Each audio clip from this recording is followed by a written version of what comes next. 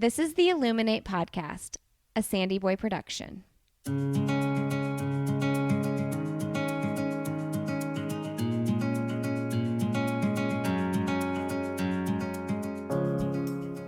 Each week on the Illuminate podcast, the host will bring you insightful conversations and stories of people who are illuminating their own lives through their business, work, community, family, and world.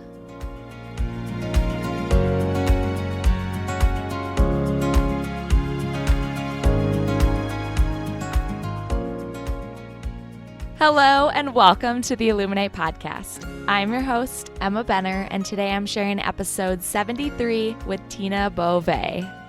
Tina is one of the co-founders of Be Kind, Live Kind merchandise, as well as the Disability Inclusion Educator. In all that she does, she is on a mission to teach parents and children the best way to include individuals with disabilities and special needs.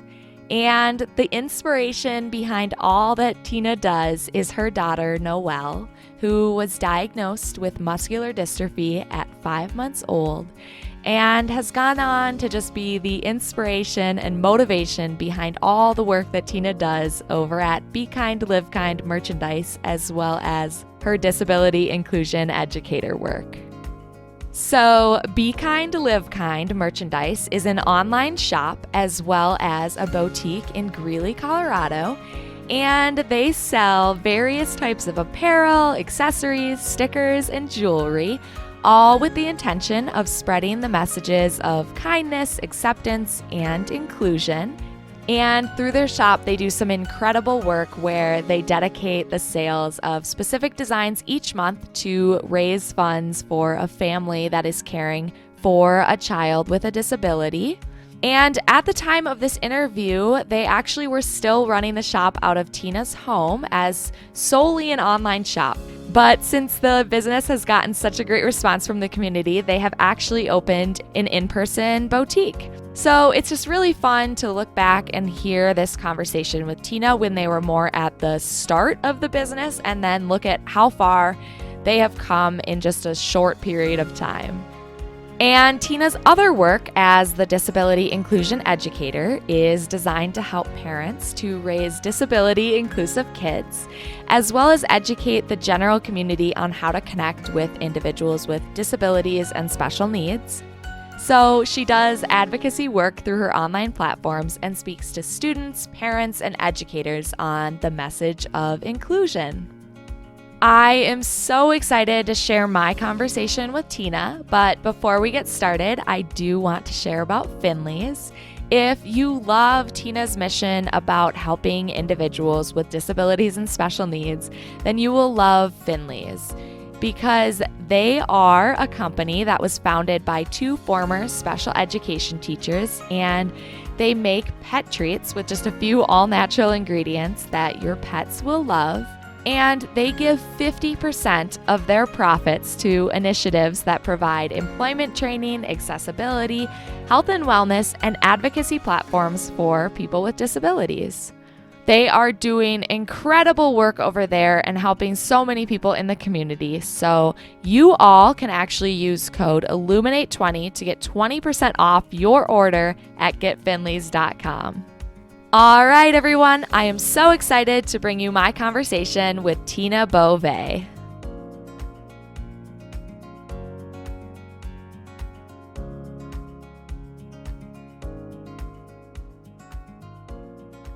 All right, today on the podcast, I'm so excited to have Tina Beauvais join me for a fun conversation.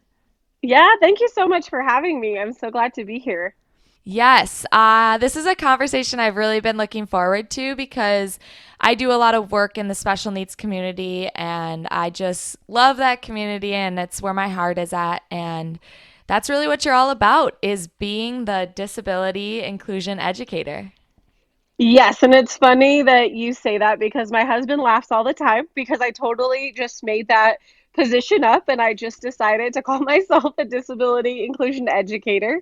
But really that's exactly what I want to do, and there wasn't a lot of like other people I think that I could find specifically doing this, and so I just decided to label it and start doing it. Right. So, what does your business entail? Because I know you just launched your merchandise store and business, but beyond that, what is the Disability Inclusion Educator, like that business itself? You kind of call it kind of what you do for work. So, what does that look like day to day and on a broad sense? Yeah, so this whole business was birthed from one of my daughters, Noel. She is diagnosed with muscular dystrophy, and she's had that her whole life. She got her diagnosis at 5 months. So I had to adjust really quickly in life. I was pretty young when I had her, and I wasn't married at the time. So it was just kind of like, I mean, I was just thrown into it. And I've always tried to have the best outlook on everything that I could and be as optimistic as I possibly could. And just know that our life, I always felt like our life was meant to make an impact and her life was meant to make an impact.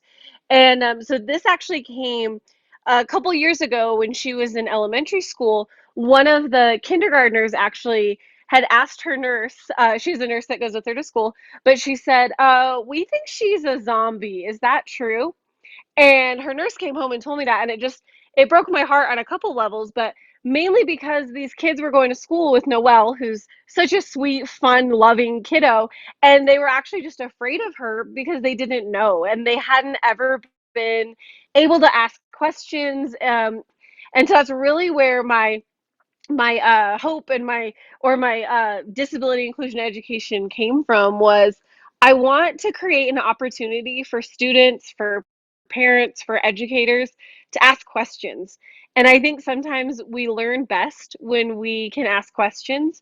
And so I started doing that and I started speaking places and teaching educators, parents, students all about disability inclusion and how you do that. Because I think it's something we all have the heart that we want to be able to include others and we want to be, kind and make friends with other people, but we just don't know how. And so that's really what I started doing. I would go anywhere that I could speak, anywhere they would let me speak, and then it kind of grew online too, especially during quarantine when I couldn't go places and we couldn't be with others. We just started doing that same message and doing it online. When did this first start? When did you start the Disability Inclusion Educator advocacy work? So it started last May. That's when I had the idea and I started to do, website and those kind of things. And then the first speaking that I did was in August of last year. And I would do a couple different speaking engagements a month. And of course, that was up until about March. And yeah, so it's been, a little over a year now that I've been doing this. What were you doing before that? Before that, well, so I have four other kids besides Noel. So I am a mom full time, Okay. and then I was also a high school basketball coach and a team chaplain for our local university for the women's basketball program. Oh, wow. So you've always had your hands in a lot of different things. Yes, definitely. So let's hear about your family. I want to hear more about having 5 kids and and your husband and all of that good stuff. Okay, so yeah, my husband and I, Dustin, we are a blended family. So when we met 11 years ago, he had two kids, a boy and a girl, and I had Noel. The his oldest was 4, and then Noel and his youngest were 2. And thankfully, he was a volunteer EMT and an amazing dad, so he could really take on all the challenges and everything that comes with taking on a child who has a disability and has a lot of medical complexities. So we dated very shortly and we got married, and we've been married, like I said, for almost 11 years now. And then since him and I have had 2 kids together, and they are both fireballs and full of energy, just like me and Dustin. And our family loves to do active things. Like we have gone basically everywhere with Noelle. We try to not let her disability stop us in anything that we can do. It just looks different. So we've driven her across the country to oceans. We've flown on planes with her. We go to the dirt bike track, just basically anything that we all want to do as a family. We just figure out how we can do it and how we can get Noel there with us. Wow, that's really cool and really special and unique to have someone come in that really can understand it and help out too. Yes, very special. Definitely a huge blessing. What is it like having a blended family, especially with a child with a disability? Was that hard introducing new kids who are now her siblings to Noelle? So in the beginning, or so it wasn't hard because they were so young. And in the beginning, when Noelle was little, the biggest difference about her was just that she had a trach and she was on oxygen. But physically, she was more similar to them at the time because she was two. So the fact that she didn't walk wasn't that big of a deal. She still used a stroller. I would carry her a lot. But I don't think her physical differences really they didn't really notice them at that time, and so they just took her on like a sister. I think the biggest challenge and the biggest struggle was the fact that Noelle was in and out of the hospital all the time when she was little. We actually, right before I had met Dustin, her and I were in the hospital for 4 months straight, when she got her trach and when she had to be on a ventilator.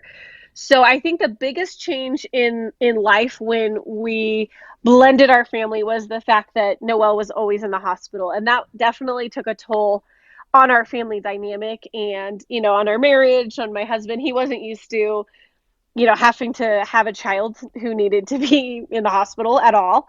And so it was a huge learning curve in the beginning. And it was definitely something that we had to work really hard towards. And we had to really, work on our relationship and our family dynamic in order to get through those hard seasons. And I mean, having a blended family is definitely always a challenge because you have lots of different dynamics.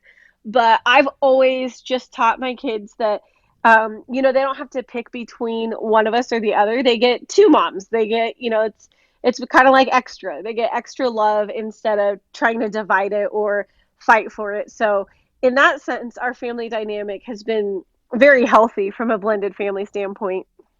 Well, and also, do you feel like your kids are kind of ahead of the curve, having such awareness and specific ideas about what it is like being around someone with a disability and knowing so much about inclusion and acceptance? Yeah, absolutely. Especially our two oldest, they literally have so much compassion towards other people, and I just, I'm excited to see the people that they're going to become and the work that they're going to do because being raised in a family with a sister who has such huge medical needs and such, huge just needs in general, they have had to learn how to sacrifice and they've had to learn compassion and love, and so they can befriend, basically anybody because they know how to do it. And they also just, there's such a presence of what it looks like to persevere. So one thing I think a lesson that I've realized through quarantine actually is that many people have learned is that plans have changed and been canceled and life has been disrupted, and that's one of those lessons that my older kids have always known because it's like their plans have always been canceled or changed because life having a sister with a disability, you just never know. Like, you never know how she's going to feel or if she's going to have a nurse or if all of her things are going to work or not. So, just like all of us had to, figure out what it was like to have your whole life canceled, they've really learned that. So, I know that's also going to make them more resilient as they get older and have families of their own. That's really a lesson that they've learned in this situation that I think is going to benefit them bigger picture. And then, what was the decision like to have two more kids with your husband? Yeah, so that decision was not easy, especially because Noelle's condition is genetic.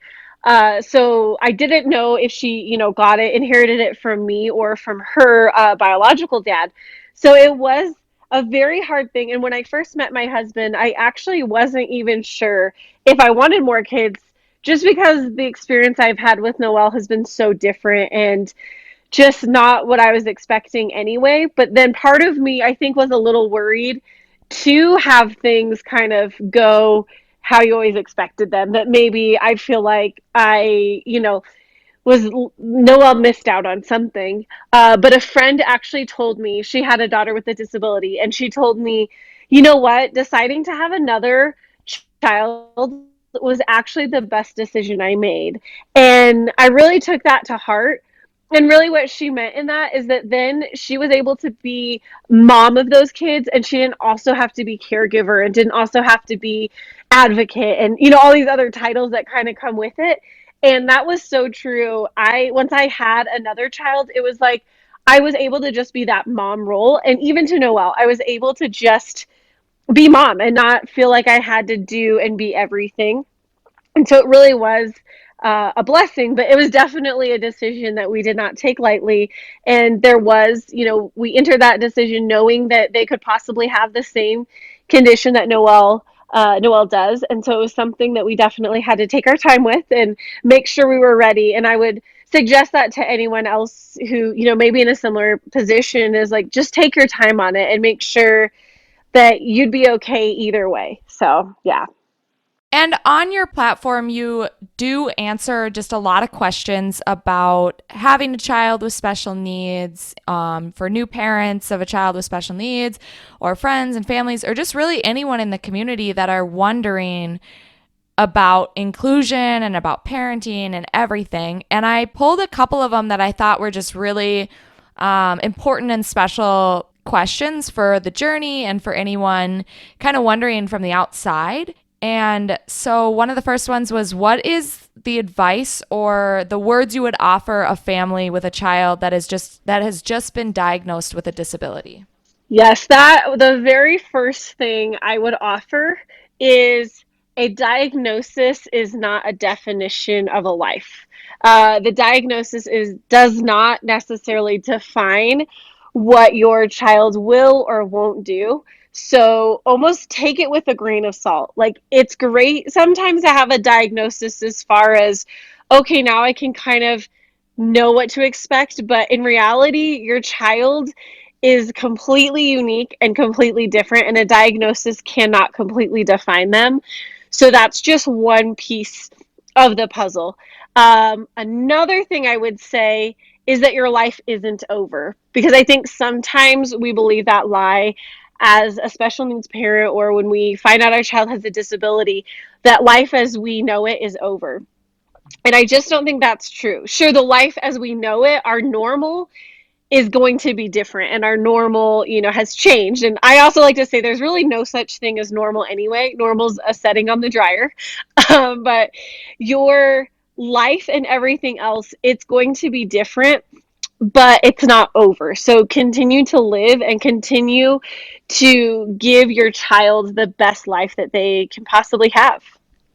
And going off that, what do you think for, let's say, a family member, someone in their family or someone's friend just kind of got the diagnosis of their kid has a disability? What is something that they can offer up and do to help that family or that new parent? I think be there for them, because when you're walking through that, it's hard to ask for help. You don't even know what you need, and so it's hard to articulate it. So the people who have really blessed my life the most are the people who've just showed up and just done things for me and been there for me when I didn't have to ask them.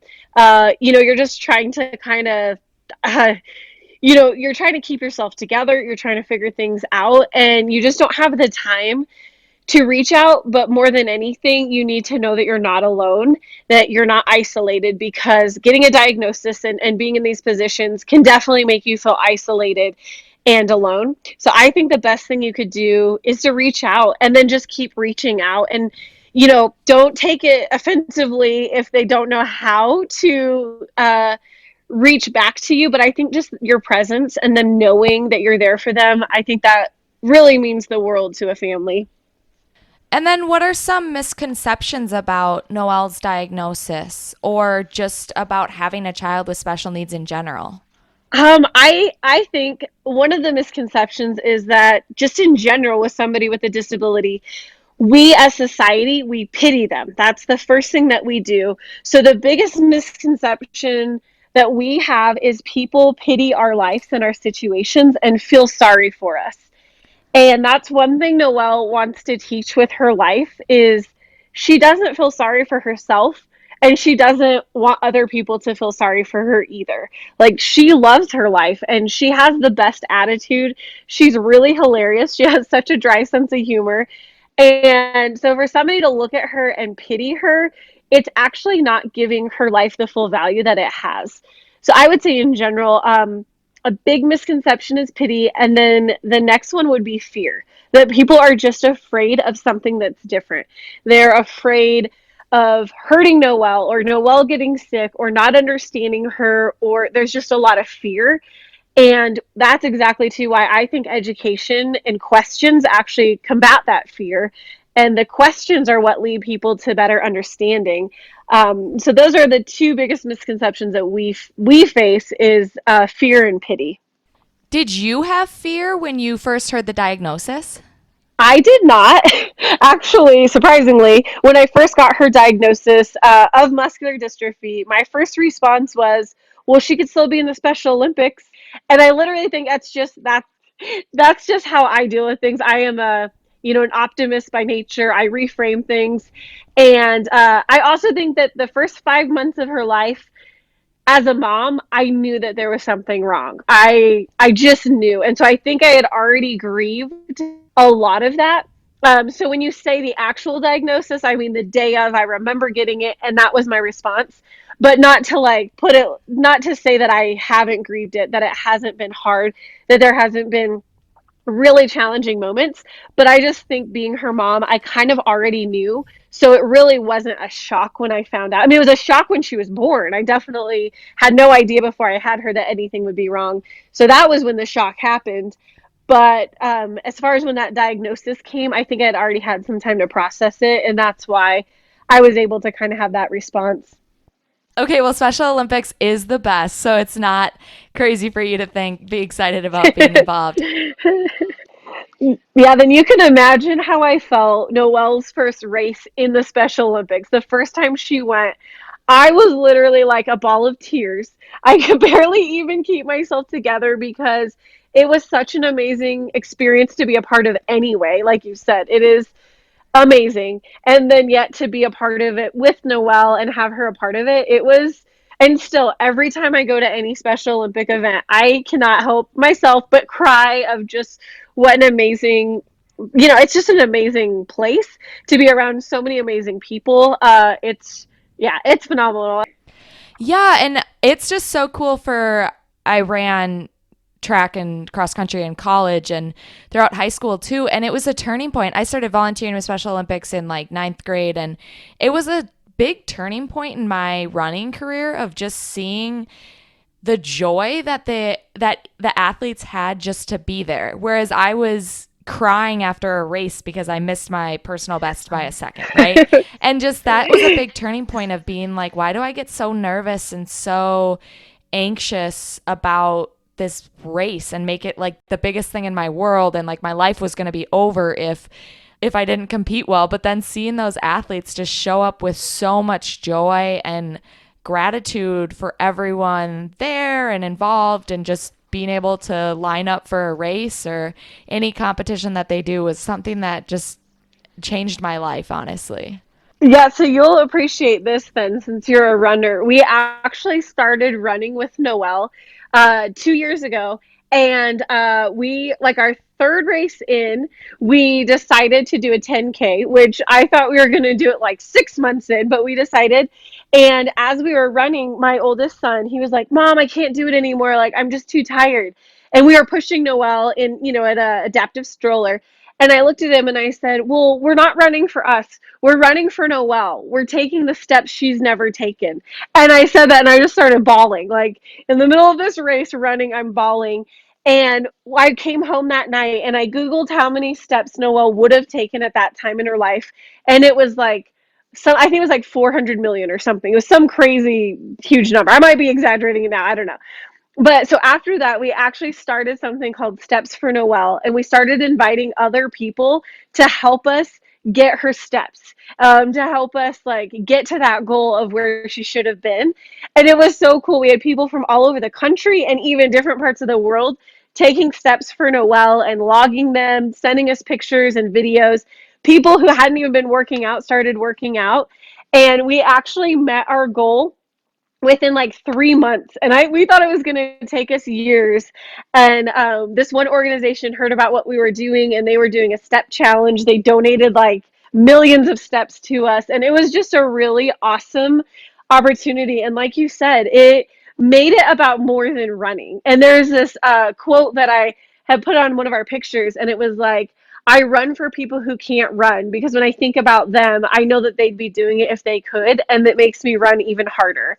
And it's just that kind of thing, is like when you see the appreciation and you see the enjoyment of things that we take for granted, it really gives you another perspective of appreciation. Oh, absolutely. Are you still doing that? The steps for Noel? No, so we like, no, like we finished her steps, and then I was like, well, now what do we do? And so I was just kind of like, didn't know what was next. And that was kind of the beginning, I think, of us making this bigger impact, and this like using social media as a platform to make that impact.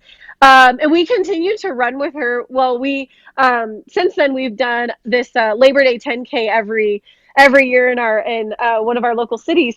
Of course, this year is going to be different, but so we still run with her. We have an adaptive stroller. We just didn't know what to do next with the steps for Noel, because we kind of, like I said, we accomplished our goal so much faster than I was expecting. But yeah. And you have all 5 kids joining in? Yeah, so me and my husband will take turns pushing. One of us will push the 2 kids, and one of us will push Noel, and then we'll trade. And it's a lot of work, but you know what is amazing is you get so much energy when you push Noel, because other people around you are so inspired, and that energy just builds to the point where when we trade and whoever's pushing Noel, they basically start sprinting, and we have to be like, slow down, like, hold on, bring it back. But yeah, we our whole family, and our older daughter, Lily, she helps push too. She's really strong, so she'll help push. And but yeah, it's such an amazing thing to do as a family, and just to do in our community. It's been really awesome. Yeah, that is impressive. How old are all your kids now? So our oldest, Lily, she's 15. Landon and Noel are both 13. And then Macy, she is 7. And Bo, our youngest, he is 5. Oh, wow. You have a wide range of ages. Yes, we do. I Last year I had a child in every grade. So I Oh had my a high gosh. schooler, 2 middle schoolers, an elementary schooler, and a preschooler. So that was a very unique experience. Yeah. Wow. I guess technically this year I still have it, because yeah, our youngest is still in pre-K. So I guess I technically still have a kid across every grade. Yeah. So I do want to hear more about Noelle in general. What specific joys does she bring to your life? Oh my gosh, she is, like I said, she is hilarious. She has such a dry sense of humor, to the point where sometimes I don't even know she's joking with me, and I'm like, "Oh, you are totally joking." And it's really great because she has to have a caregiver. So she has 20 hours of nursing every day. And so she has a lot of people in her life nonstop.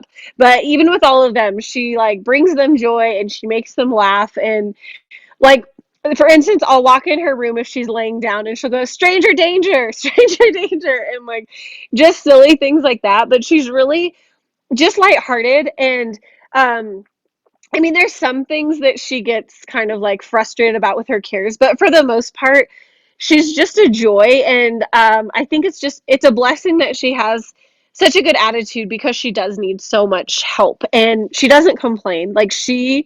I've heard her say one time in her life, we were at a park, and she was in either a stroller or her wheelchair. I can't remember what, but somebody came past us, and they had roller skates on, or rollerblades, whatever.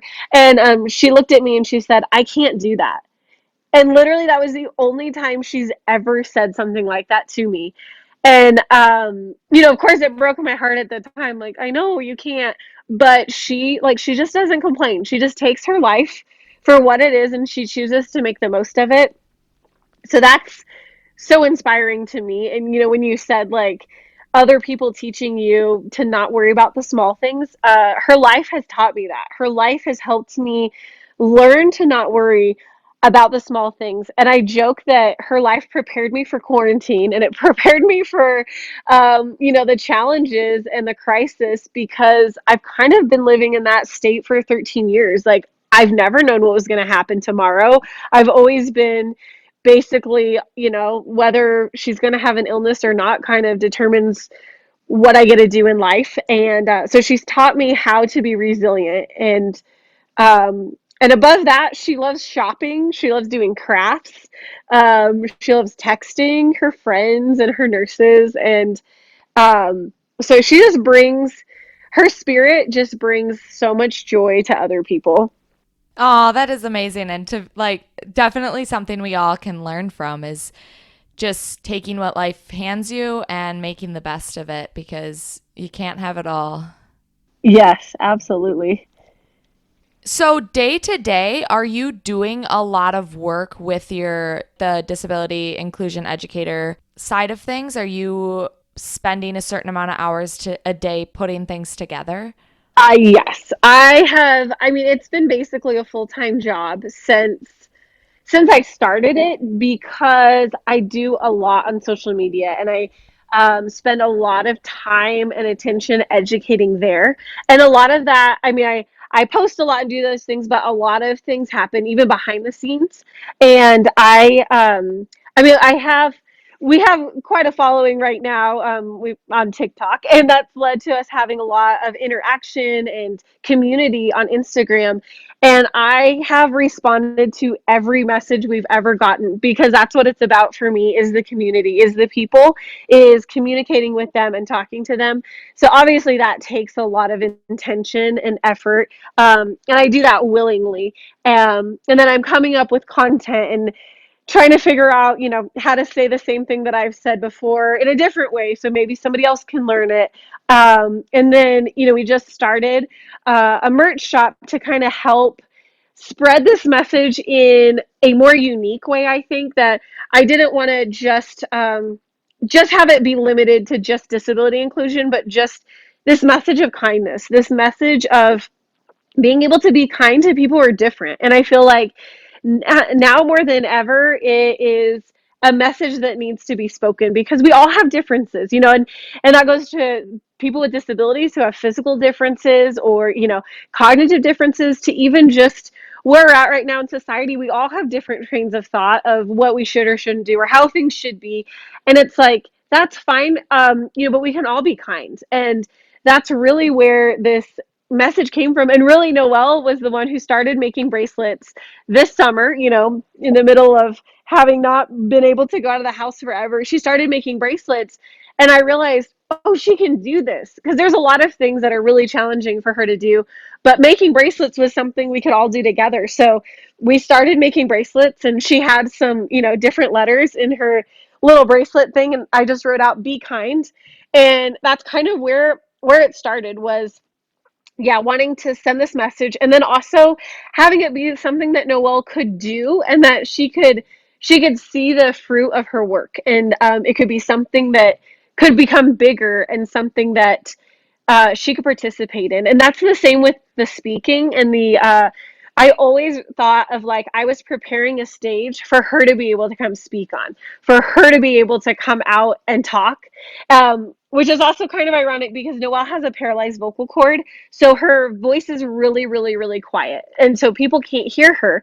And so it's hard for her to articulate what she wants to tell people. And so she needs somebody to help her. And it's kind of like I've just come along to be that voice and that advocate to help her voice be louder and to help it be heard. That is so good. And like such a good message and way to take Noel's diagnosis and turn it into something that you're so passionate about and turn your life into kind of helping others in that community and other families and all of that. And those, I didn't know she made those bracelets. Those are so cute. Yeah, so she makes so we have like the Noel stack, and she makes those. Obviously, we help her with some because poor little thing, we can't make her make all of them. But it's so cool because she can do it, or she sorts the beads out. She sorts out the B's and the E's, and it's just something that she can help with without somebody having to do it for her. We can help set her up, and then she does it. And like you said, helping other families. One of the things too in this, we have always wanted to bless another family. We had an amazing blessing in our wheelchair accessible van. It's an amazing story, but we're basically money was raised basically in 5 minutes, like $50,000 in 5 minutes. And since then, we have always wanted to be able to bless somebody else like we were. And so with our business, we knew that we wanted to somehow, partner and bless other families. And what we decided was we're going to pick a family each month, and we're going to help raise money for them in whatever medical need that they have that we can help with. And so we have a portion of the sales of certain items will go directly to that family, and then we can shout them out, and we can let other people know, and people can team up with them. So like if Noel was the kid of the month, we make a bracelet that says Team Noel or Team whoever, and so people can kind of jump in and help. And it's the other bracelet that they can buy is what we call the kind intention bracelet, because we think that kindness is intentional and not random. And so we call it the kind intention. But basically, you get two bracelets, you keep one, and then you give one away to somebody as an act of kindness. It could be, the person at Starbucks or whatever. It could be a person at the coffee shop, or it could be the lady who checked you out at the grocery store, your friend, your coworker, and it's just passing on that message of kindness. And with those bracelets, half of that profit goes straight to that family. So when you're getting one of those bracelets, not only are you gonna, bless somebody right in your real life, you're also going to be able to bless a family who's in need, that you meet through the internet. So it's just been a really awesome opportunity to spread this message, and also, like you said, bless others who are in this community with us. Tell me about the family that you're currently working with and raising funds for. Yes, so the Sweatman family, they were nominated. So we opened up nominations on our Instagram, and man, their community rallied with them because they got tons of nominations and people who just told amazing stories about this family. We had so many amazing families that were nominated, and things that came in. But this family in particular, they had a little girl named Rosie, and Rosie was diagnosed, or she was born with Down syndrome. And I think they were in China at the time, and then they had to come back to Arkansas once they found out her diagnosis. But not only that, they ended up adopting another little boy. His name is Beau, which is the same as my son, and he also has Down syndrome. And so now they have two kiddos, both with Down syndrome, and Rosie does have mobility needs. And so I had it on my heart to help a family with their mobility needs, the first family, because that's what we were helped with. So this month we're raising money for them, and they're gonna use that money towards something that Rosie needs for mobility, whether it's a ramp to get into her house, or big picture, we would love it to be a wheelchair accessible van. But no matter what, we're going to be able to make an impact. And it's just so cool because Noelle's going to be able to pass something on that she was given, and give it to Rosie, who's in need of that and in need of some mobility help. Oh, that is such a cool story. And what do proceeds from all of the items go directly to that family, or is it certain items on the store? It's certain items on the store. So we have their own category for that family. And so if you go to that family, the category of that family, it's all those things underneath there. A proceed of those sales will go to that family. And we just want to see how it's going to go this month. But what we would love to do is have a goal, have a monetary goal for that month. And so that people can help us, achieve that goal together. And this is our first month doing it, so we're brand new to it, but we've already had a great turnout already for people coming and joining alongside us to support this family. I guess we should go back a little bit with this merchandise store, because we never formally introduced it. It's officially called Be Kind, Live Kind, right? Correct, yes. Okay. And when did you officially launch it? 3 weeks ago. Okay. Yeah, I thought it was recent. So you sell these super cute dresses, t-shirts, stickers, jewelry, all just incredible things. Who's doing the designing and kind of the production of all of this?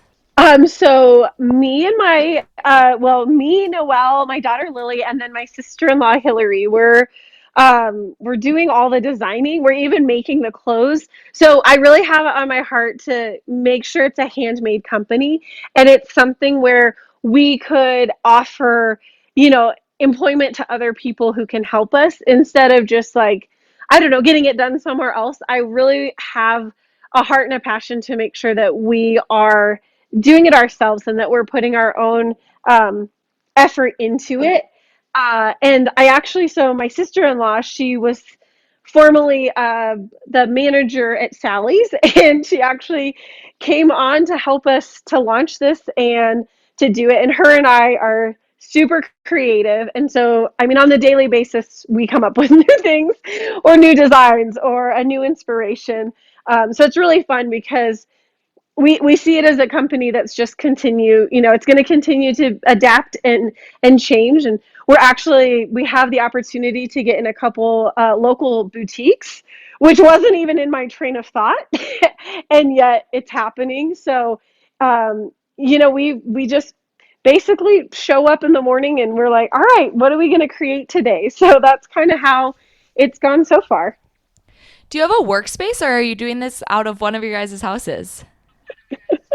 We're doing it in my formal, I guess, living or formal dining room, I suppose. We actually just we converted our garage in our house to be a wheelchair accessible suite for Noel because our house was not wheelchair accessible when we moved in. So that finally got done. It got delayed through quarantine, but it's finally done. So now we have kind of an extra space, and that's the space that we're in right now, which is great because Noel can pull right up to the table and sit down and help us and work with us. So it's kind of nice that it's in our house because it makes it very accessible for Noel to be a part of all of it. Yeah, and that's just totally like new company vibes to put it in your living room. Absolutely. Do you have hopes of hiring individuals with special needs? Yeah, so I have, if you talk about big picture hopes, what I would love to see our shop turn into is a place that other artisans, other people who have disabilities who are creating things, that their things could be featured there and that we could, you know, kind of be, in a sense, the Etsy, you know, where people go, but then you can, you know, we'd be the link in between. So people who are already creating things or doing things could have a platform for their stuff to be seen. You know, Noel's making these by hand and doing it, and I know other people are. So I would love to partner with them and offer them that kind of space to do it.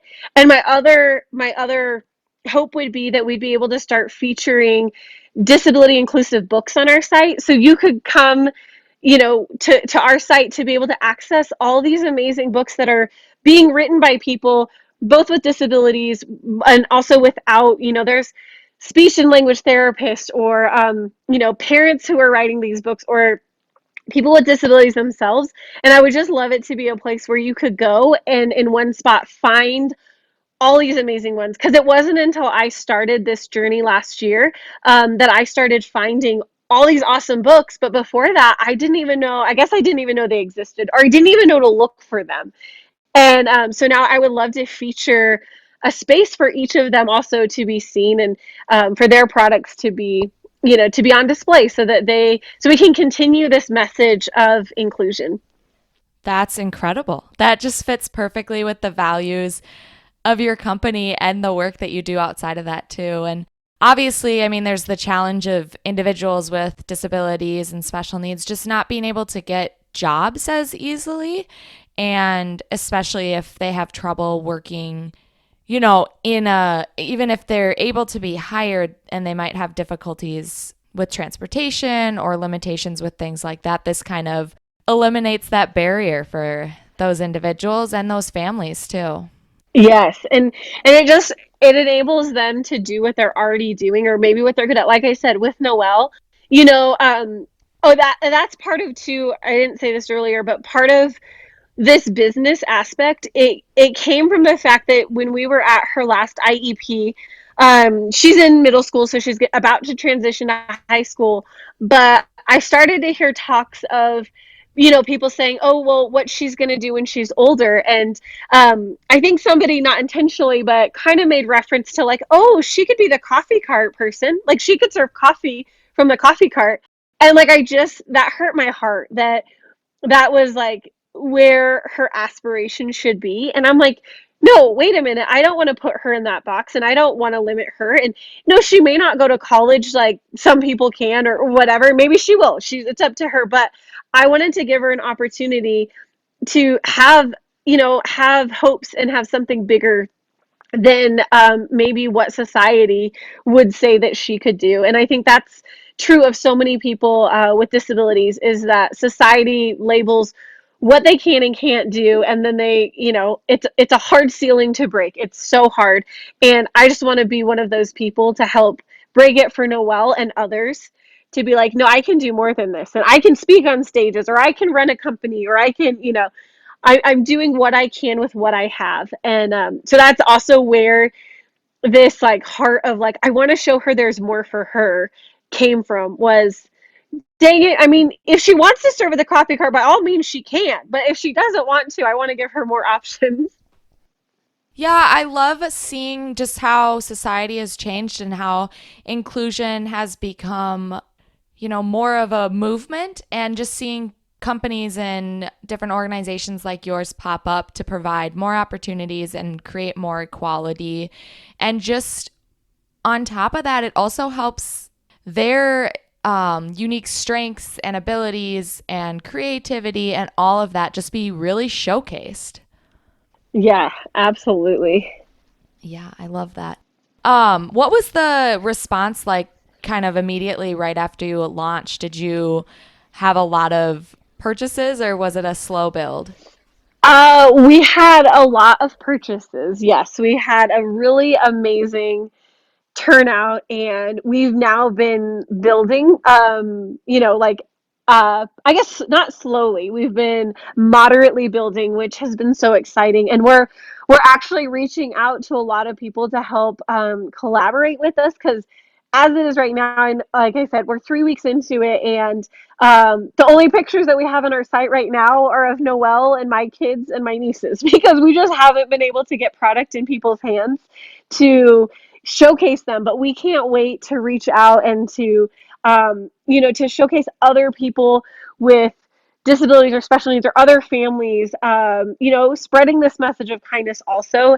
And that's going to be so exciting when we see, the things that we've handmade, just being shown by more people, and just being in other places, which we have international shipping, and we've shipped things to England and Canada and Australia, I think. So that's exciting too, is when we see something that we made here in Colorado end up in, the middle of England. That's been super exciting. And so we're excited to continue to build like that, and just to see the reach out there farther. And like we said, we're spreading this message of kindness. So it's exciting to think like, it's just be kind, and like that's just like popping up in places all over, and it's a message that we all just need to remember. Absolutely. That must be so crazy to see just all your products going international and throughout different states and all over. It's going to be so cool when things open up and you see people wearing your apparel. I know, and we've actually I sent it to one girl I know who's a really big advocate in the disability community, and I think that ever since we sent it to her, I don't think she's taken it off her wrist since. And so to see her in stories or doing pictures and just seeing it, and it's not like out there, it's not like anybody else would even notice it, but for me, I'm like, I just appreciate that she appreciates it so much, and knowing that like we literally sat here and made it with our own hands, and she appreciates it. It's been super special. I know. I guess that's something that's probably overlooked, the fact that you are hand making these items instead of just kind of sending in a design or an idea to a bigger company that would just produce it with a machine, too. That's unique to keep it really handmade and special for that. Yeah, and that's just I want to continue to do that as long as possible.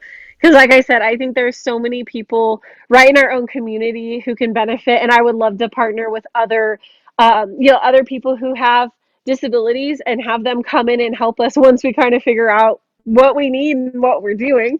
I just think it'll be so cool, and for people who purchase it to know that it was made with such intention and such love, I think is pretty special. Going back to your other side of the business, just the advocacy work, was that something was that completely just out of passion and kind of doing for free and as a passion project, or were you getting sponsorships or different type of ways that you were bringing in income?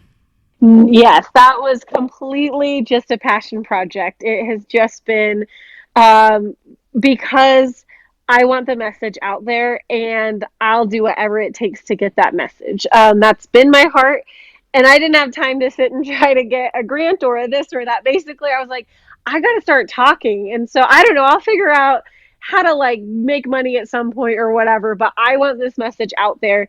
And it's still where I'm at. Like my heart is still, this message is so important and I just want to get it out there, and I want to, give people the tips that I teach. I want to give people the resources, so that this message can get out there. And with that, like, one way that this message has gotten out there in a huge way, a little bit unintentionally though, is like I said, through TikTok. During quarantine, our platform really grew. And one thing we started doing was we started doing lives where we literally would just let people ask questions. And so, it'd be like, what questions do you have for Noel? And, it was nice because people could kind of hide behind almost the phone in a sense, but in a safe place. Like they felt safe asking and they learned so much. And my hope is now that most of our audience was like younger kids. So my hope is that when those kids or those teenagers go out and see people, they have somebody to relate it to. Like, oh, look, they have a wheelchair like Noel, or I bet I bet you they have a huge personality like Noel, or whatever. Just some reference and some thought of it. And the thing is, one day during one of our lives, we probably had, I think it was like 14,000 people come through in a 45-minute live. And it's like, when could I ever have that reach in real life? You know what I mean? Like that wouldn't happen. And how amazing. Like it was just so amazing that that we've had these opportunities, that we've been able to share this message. And just so you know, we don't only do advocacy, we also try to make really funny TikToks, and we like to make people laugh, and we like to be silly.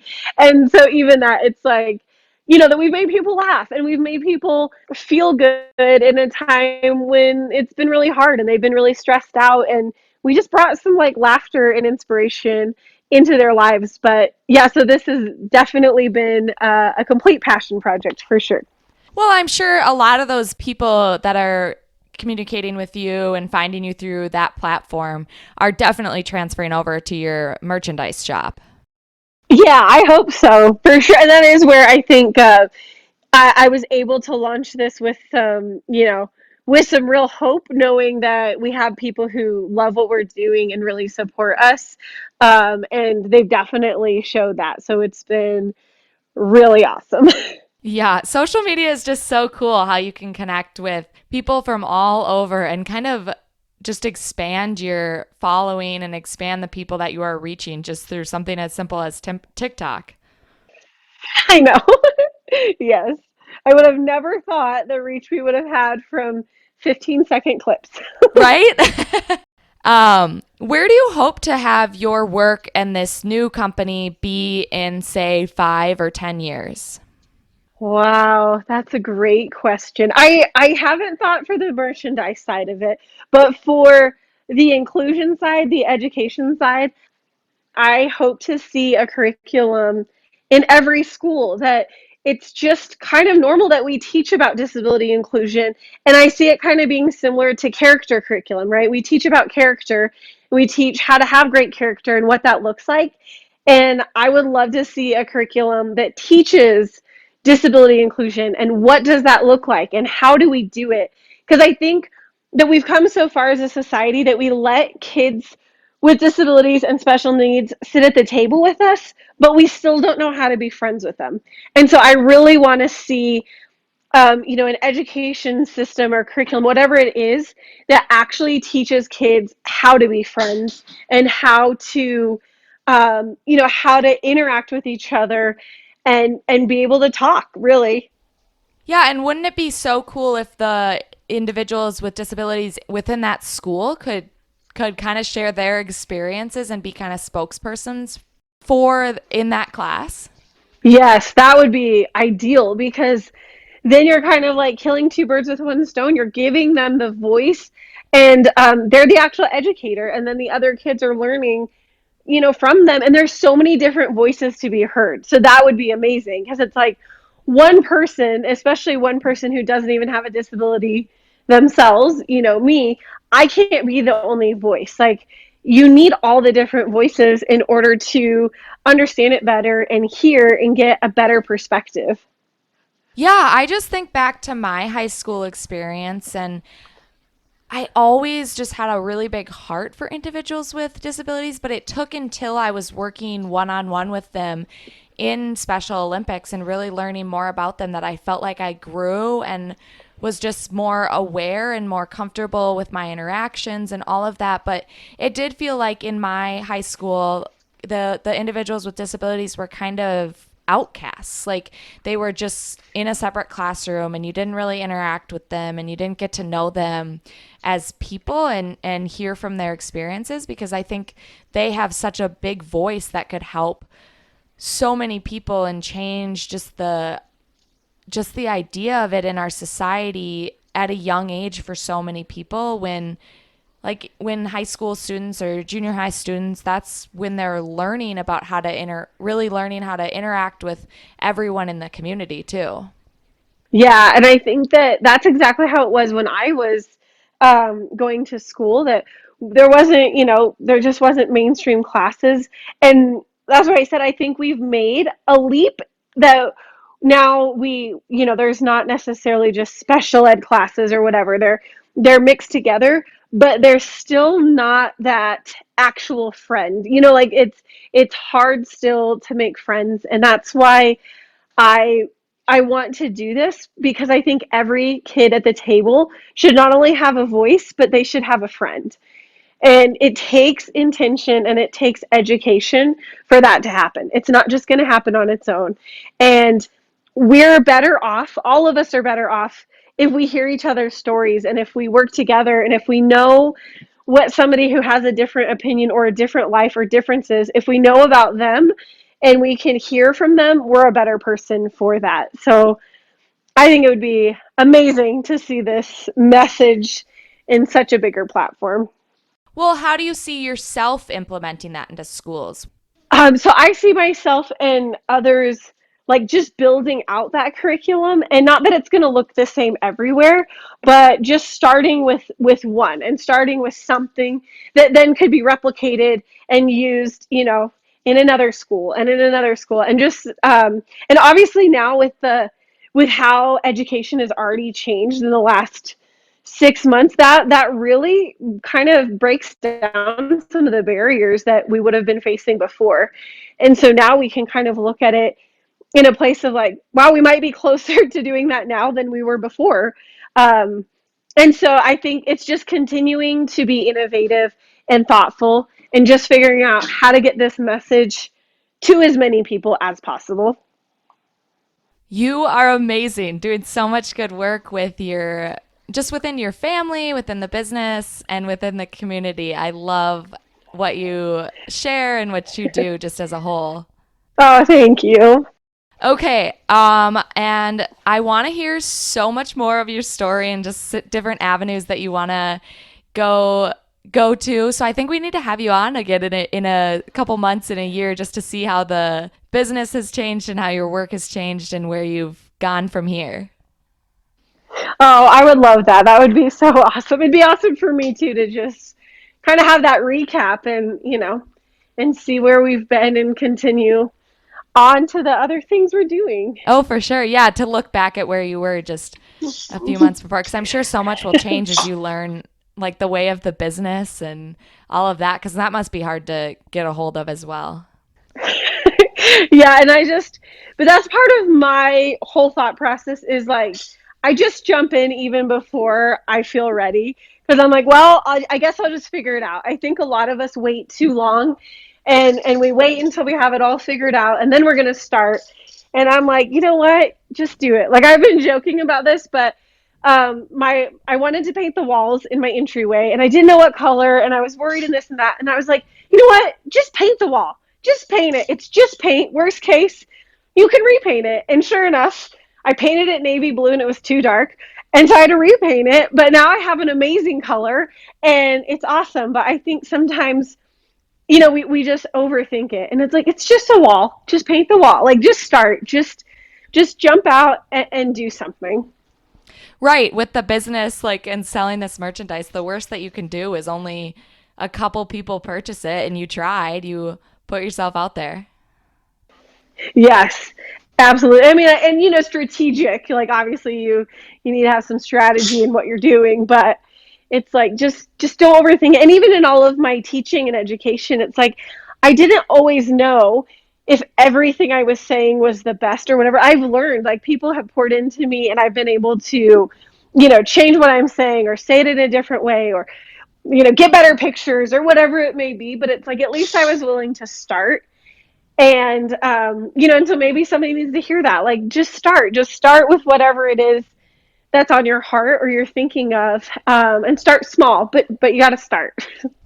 Well, actually, that makes me think of an extra question. Do you ever get criticism about things that you've shared? Like people think you've said the wrong thing in on your social media and advocacy work? Yes, absolutely. Because, like I said, I'm just one person and I'm gonna say things wrong. I'm gonna not always have it correct. Sometimes it's been just like, okay, well, I'm gonna brush that off. Other times it's been like, oh wow, thank you. Thank you for helping me see this in a different light. Like it's helped me grow and change. And that is something we face a lot. We face a lot of criticism or haters, we call them, from TikTok. And it's like, you know what? They're always going to be there. Like there's always going to be somebody that you're not making happy, but it's like we're just trying, like, and with our heart and our intention, like my heart and intention is just to bring disability education to people, and my other heart is just to spread kindness, and so at the end of the day, if I can know that I'm doing my best to do those two things, I can learn from it, but I can't let the criticism control my life, because otherwise I probably would have stopped a long time ago. Yeah, but it's so hard to get criticism. I hate that feeling. I know, I've had to get really good at it. So. Yeah, I guess with uh, your size of following, you probably get a decent bit. yes. I always say if a TikTok video gets a certain number of views, I just have to stop looking at the comments because Lord knows there's going to be some mean comments in there, and I just don't even want that in my life. Oh, right. Yeah, TikTok comments are awful. I know. I kind of feel like, well, if I've survived this, I think I can survive lots of lots of mean comments. But oh, All right, Tina. Now, what is the best or most recent book that you've read? the most recent or the best book. Actually, I'm reading it right now. It's called The Ideal Team Player, and I have to say I don't exactly know who wrote it, but it's all about the ideal team player is humble, hungry, and smart, and just realizing that that is kind of what will like that's who you want to hire in your company or that's who you want on your team. And so basically that's kind of who you want to be. You want to be somebody who is humble, hungry, and smart. Who or what is illuminating in your life right now? I would have to say, I mean, partly what we're doing right now and being able to bless other families. There's nothing quite like being able to give back. Like that is amazing. So I think having people together with us, helping bless these families has been so illuminating and so awesome. And then with that too, I would have to say other people doing this same work in this same space, whether it be other people with disabilities who are willing to put themselves out there to teach others and be able to be, like you said, kind of put out there for both the good and the bad, the criticisms and the encouragements, but they're willing to do it to bring that education. Like they are illuminating me. What is an organization that you would like to illuminate? Really, I would love to illuminate, our what we're doing right now, and be kind, live kind. I really think that we are bringing some light to people and doing some really awesome things, and I am excited for what we have ahead. Awesome. I love that. And then what is your one message to send to the world? My one message to send to the world is the world is full of kind people, and if you can't find one, then be one. All right, everyone. Thank you so much for listening to my conversation with Tina. If you want to check out the Be Kind, Live Kind shop that Tina was talking all about, you can find them at bekindliveKindshop.com. And over there, you can find out more information on the family that they are supporting this month and check out all of those cool designs and maybe purchase one for yourself.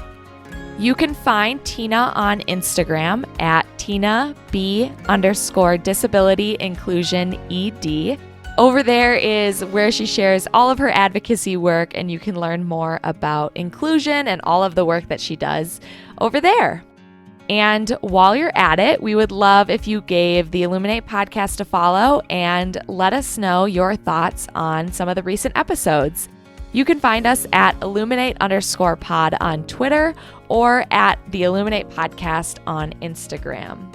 We are also part of the Sandy Boy Productions podcast network. So if you're looking for more podcasts to fill your feed, we have 3 other shows in the network that you might love. Lindsay Hine, one of our co-hosts, hosts 2 other podcasts in the network. And the first one is the Why Is Everyone Yelling podcast. This is for parents or people that are involved in a child's life in some way. You can learn from experts, everyday parents, and so many people over there. And Lindsay also hosts the All Have Another podcast where she sits down and chats with runners. So if you love running or just want to hear more about the running community, you can head over there and listen to those. And lastly, we have the Up and Running podcast, which is hosted by Lauren Flores and Abby Stanley. And every week they do a recap of the running news. And every so often you also get an interview from an elite level runner. So make sure to add those 3 podcasts to your feed if they interest you. And that's all I've got for today. So I hope you enjoyed my conversation this week, and I hope you enjoy the rest of your week.